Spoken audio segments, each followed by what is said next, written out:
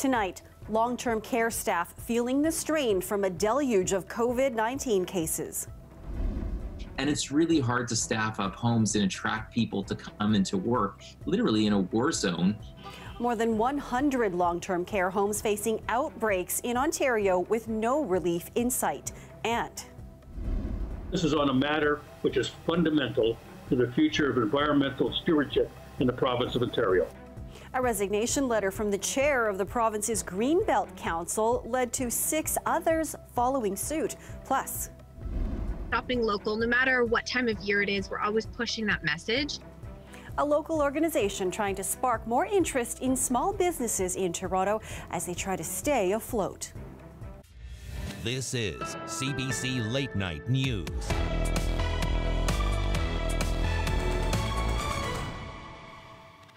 Good evening, I'm Marivel Tarouk. Another record high COVID-19 case count today in Ontario as the province continues on its record-breaking streak for a second day.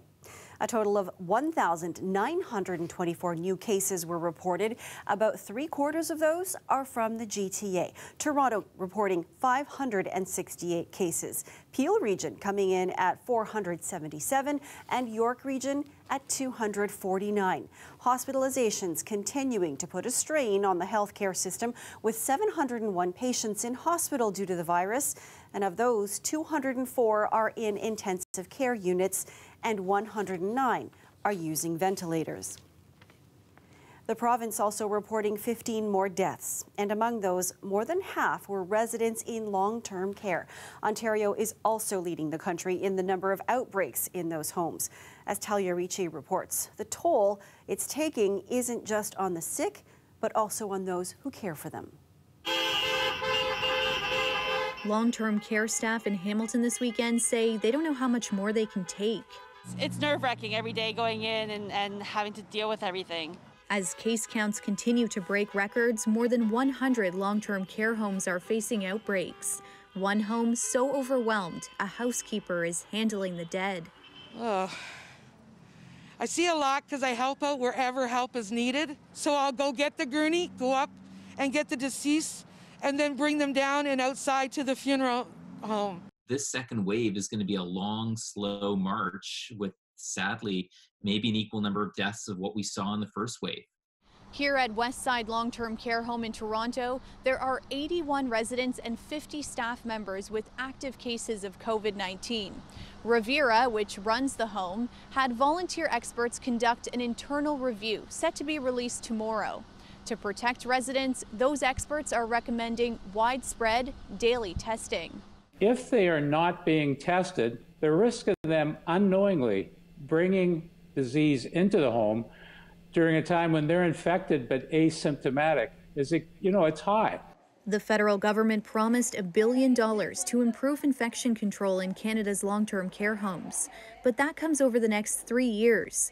This expert says the issue now is staffing, and Ontario needed to start hiring months ago. Sure, they have access to PPE, but when you don't even have the staff, it's like going into a battle without any of the soldiers available. So this is really what our big shortcoming has been. And it's really hard to staff up homes and attract people to come into work, literally in a war zone. It's a revolving door of ambulances coming with people being shipped out. And for those battling the virus now, reinforcements can't come soon enough. Talia Ricci, CBC News, Toronto. It's a reality also reflected in Peel region, where more than half of its long-term care homes are facing outbreaks. Although not all of them are severe, the region's medical officer is still sounding the alarm. We need to get our levels of community transmission down to make sure we protect this sector, because the more you throw at the homes, the precautions will only take you so far. We really need to make sure that the cases plateau and start to come down to make sure that setting stays safe for our elderly. Brampton's Hawthorne Woods Care Community is one of the worst in the region, with 59 residents and 25 staff members having contracted COVID-19. Another school in Toronto's Thorncliffe Park neighborhood has been forced to close due to COVID-19.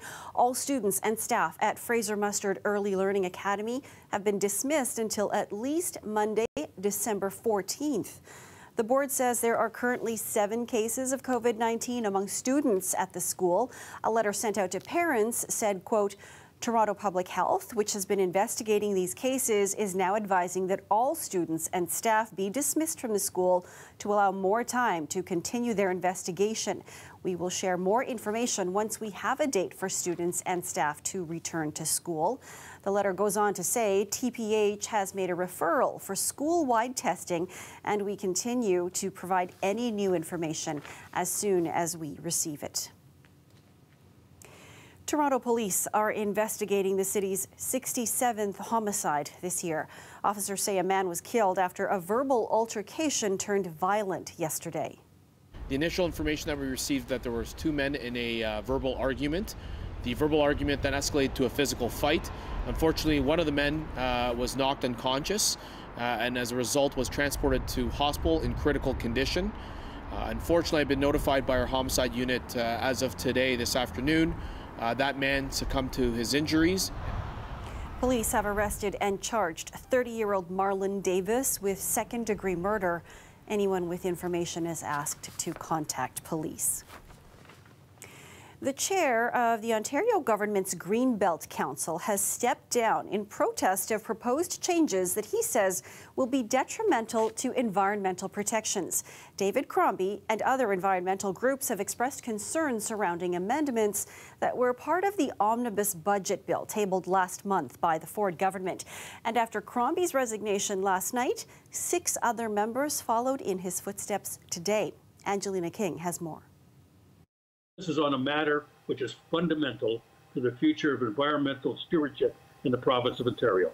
David Crombie sharing his concerns on TV after outlining them in a strongly worded resignation letter. This is not policy and institutional reform. This is high-level bombing and needs to be resisted, he wrote. Critics say the proposed changes to the Conservation Authority Act would strip power from conservation authorities, expand ministerial authority on zoning, and allow developers to potentially bypass environmental checks and balances. Would essentially remove the ability of those authorities to protect public from floods, from erosion, from impacts to our drinking water, from dumping toxic soil on farmland, and from development occurring in things like provincially significant wetlands or wildlife habitats. Crombie's resignation was followed by 6 others who all cited the bill, using words like reckless and disturbing. One former member writing, "This is not good for the environment, the community, or the economy."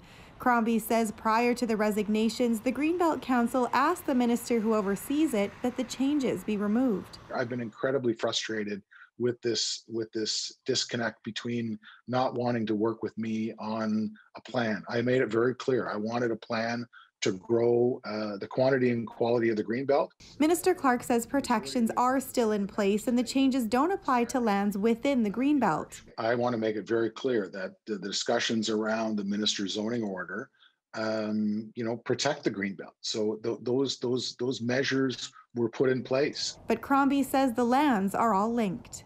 And if you're dealing with things like water, you're dealing with water quality, water quantity, wetlands, all of those things, they are connected, not just within the Greenbelt, they're connected to the province.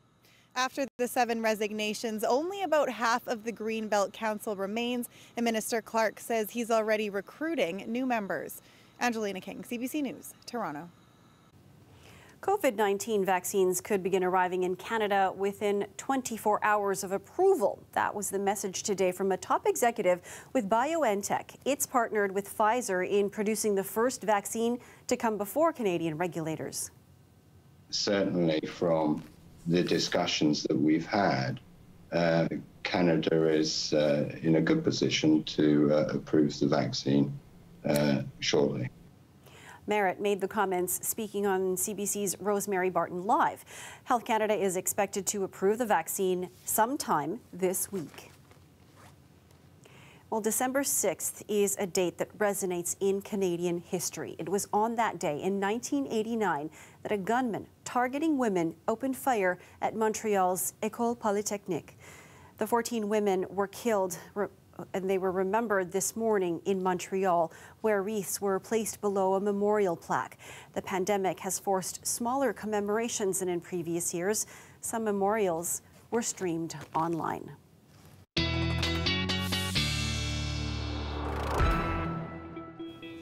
Christine is here with our first check of the forecast. Pretty good sunshine today, Christina, but pretty cold too. Absolutely, Mariville, you're correct. So we're trading in a little bit of that activity for cooler temperatures, but plenty of sunshine. So you're not going to need your snow boots for at least a couple days, but you may need your sunglasses. So let's take a look at what we're going to be looking at overnight. So you're seeing clear skies overnight for Barrie, Hamilton, Kingston, London, nation's capital, as well as the Greater Toronto Area and Windsor. By the time the morning rolls around, we're looking at about 5 degrees below seasonal, so below zero for the Greater Toronto Area. Plenty of sunshine, though a little bit of cloud cover for our Sunday evening, pushing right into our Monday morning. You're seeing that from that satellite and radar. We are going to be dealing with some activity, but that's really going to be between Sarnia and London. Some snow squalls there, but once again, not affecting the Greater Toronto Area. Our Sunday overnight, once again, feeling chilly, feeling like -11 for Toronto. Our Monday morning at -5 degrees, feeling like -10. Now, we're still dealing with this fog alert, but that's mostly going to be for northwestern Ontario. Once again, remaining clear and dry for southern Ontario. And then in the long-range forecast, I'm going to let you know exactly how long these dry and clear conditions with plenty of sunshine, well, how long is that going to last? Okay, well, we'll find out in a few minutes. Thanks, Christina. Okay, great. Thanks.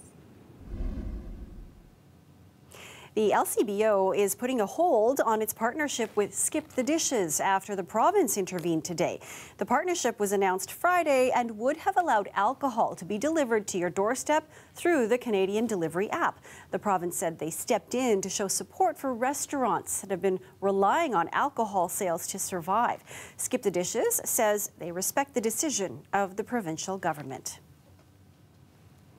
Well, this is usually the busiest shopping season of the year, but with parts of the GTA in lockdown, many small businesses are struggling to make sales. Owners are asking people to avoid big box stores and buy their gifts locally to keep small businesses afloat. Natalie Nanowski has the details. We've spaced all of our racks out so you can have more than 6 feet of distance between them. Kristen Ross also installed plexiglass and larger change rooms in her clothing store. Despite the COVID modifications, she still can't open to the public, so she's moved all of her business online.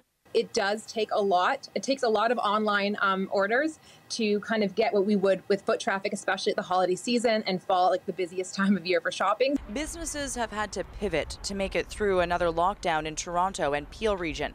Restaurants have become wine shops, opening up their private cellars, and curbside pickup is the new norm. To generate interest in small local retailers, some neighborhoods have come together to create Bag of Toronto, featuring goodies from different shops in areas like Queen West and Ossington.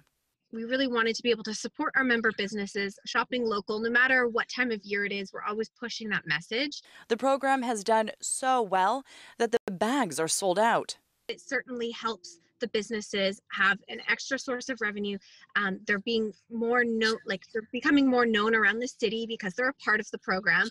We've also inspired a lot of other neighborhoods wanting to be a part of Bag of Toronto. Other areas have created their own initiatives. Liberty Village has a gift card that can be used in several shops in the area.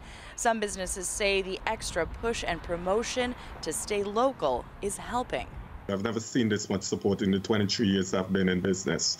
You know, there's a lot of people that genuinely wants to support small business. The hope that interest lasts well past the holiday season. Natalie Nanowski, CBC News, Toronto. Another person in Donald Trump's inner circle has tested positive for COVID-19. This time, it's his lawyer. That story after the break.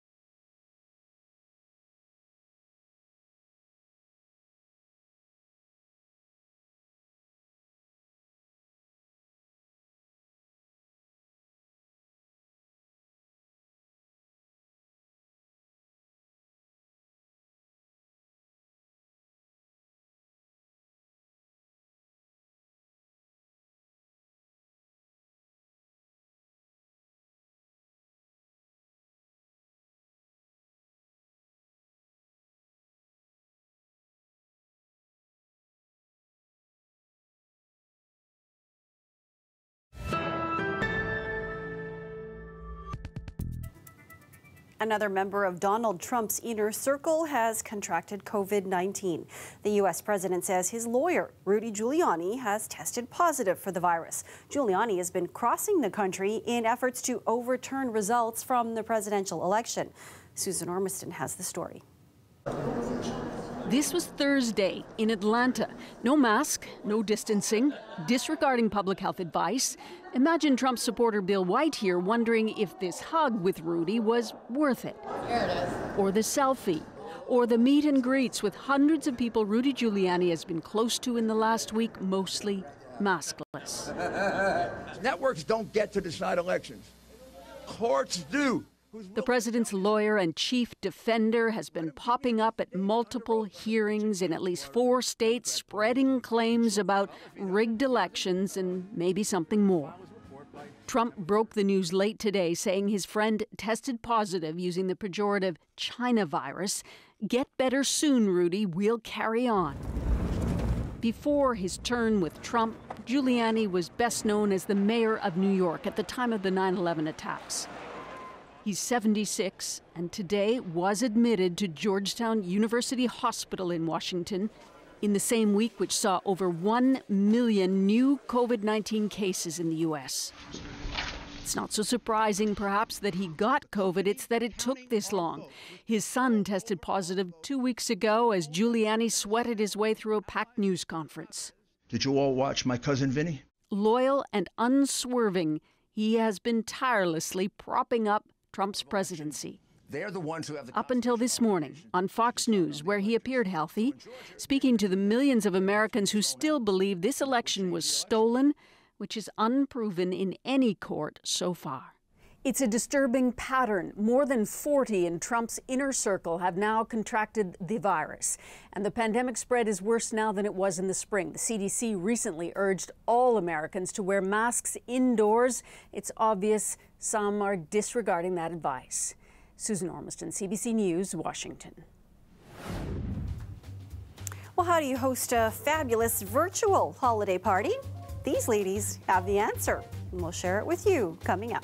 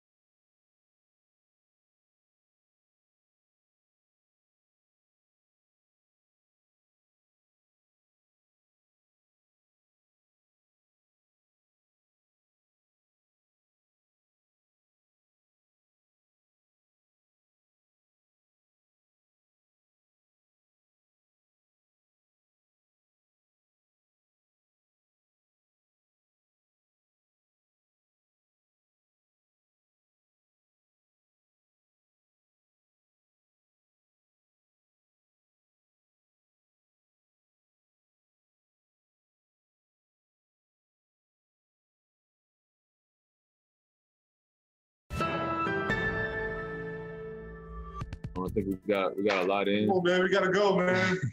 We gotta go, y'all. Wrap it up. Wrap it up. Wrap it up, y'all. We gotta go. Questions, final Let's questions. go. Final question, y'all. Let's get it. There's our boys, the Toronto Raptors' Pascal Siakam and Norm Powell jumping in on Fred VanVleet's media interview as the Raptors get ready to start their season with their first full practice today. The season begins on December 23rd with their first game against New Orleans. VanVleet said that with so much on the line because of COVID, he will do his best to hold his teammates accountable. It's a home game, but because of the pandemic, the Raptors' home court is in Tampa, Florida.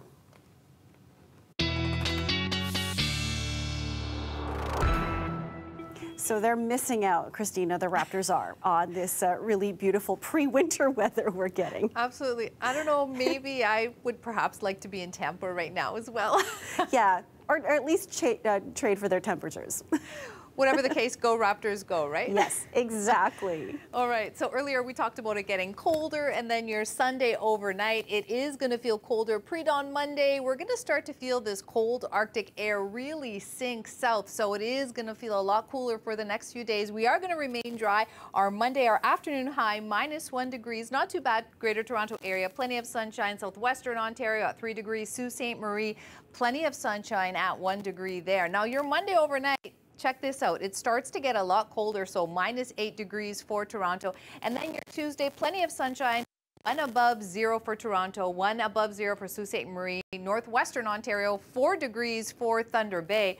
But we are still going to be looking out for this clipper. It's really a cold front coming in Tuesday overnight into Wednesday for Ontario. And then here comes our activity. So we're going to have a dry Monday, a dry Tuesday, Tuesday overnight into Wednesday. You're seeing all of this snowfall for northeastern Ontario, and then even pushing into the nation's capital snowfall. But you can see Toronto is blank. That's because we're seeing that rainfall for Sault Ste. Marie, rain and snow, perhaps a mixing. A little too early to say if we are going to be dealing with that wintry mix midweek for Toronto, but I'd say I'd have my snow boots handy. So there's your Monday, clear skies. Tuesday, plenty of sunshine, 1 degree. Here is that potential system come in at 4 degrees. Thursday at 6 degrees, Friday 6 degrees, and then here is that rainfall for Saturday, but 7 degrees. So by the time we meet again next weekend, it'll be a little warmer, but we will have some moisture. Until then, have a great week, everybody. All right, and thanks for that as always, Christina. My pleasure. Well, you think the words virtual and party don't mix? Think again. A group of Toronto entrepreneurs has perfected the art of having fun during the holidays, pandemic style, of course. Yeva Lutz shows us how to party in your PJs.